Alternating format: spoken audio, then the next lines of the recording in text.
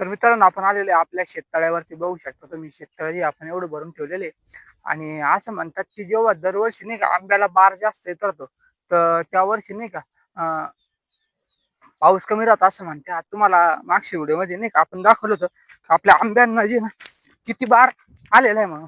पण तुम्हाला आता ना आंब्याच्या झाडाला जो बार आहे ना, तो दाखवतो बघा किती प्रमाणामध्ये जे कमी झालेला आहे. म्हणजे जवळजवळ ना आंब्याचा बार जवळजवळ असं धरू शकता तुम्ही, साधारणतः पूर्ण झाड भरून गेलं बाराने.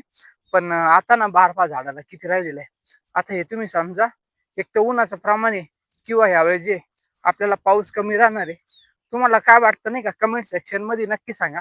जुने लोक असे म्हणायचे की ज्या वर्षी आंब्याच्या झाडाला खूप बार येतो ना, त्या दिवशी त्या वर्षी पाऊस राहत नाही म्हणून. आता सायन्स काय म्हणतं हे तर माहिती नाही, पण जुने लोक काय म्हणतात हे यावर्षी नक्की समजेल. तर भेटू मित्रांनो पुढच्या व्हिडिओमध्ये. आंब्याची फळबाग बघा किती मस्त पद्धतीने आपली सेटिंग चालू आहे. अशा पद्धतीने आपलं जे शेतीचं नियोजन चालू आहे, जवळजवळ 3 वर्ष शेतीमध्ये पूर्ण होत आहे. प्रॉपर 4 वर्ष होत आहेत, पण 3 वर्ष जे त्याच्यामध्ये काम करण्यामध्ये चालू आहे. अजून पण चालूच आहे. पोल्ट्रीचं पण काम चालू आहे मित्रांनो, तुम्हाला माहितीच आहे. अशा पद्धतीने आपलं नियोजन चालू आहे.